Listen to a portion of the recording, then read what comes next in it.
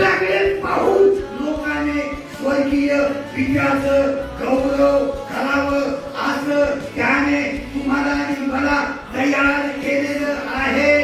तुमचं आणि माझं जीवन त्याने असं बनवलेलं आहे. तो तुम्हाला आणि मला या सर्व गोष्टीची जाणीव करून देतो. तो तुम्हाला आणि मला या सर्व गोष्टीची माहिती देतो आणि तो तुम्हाला सांगितल्याशिवाय काही करत नाही.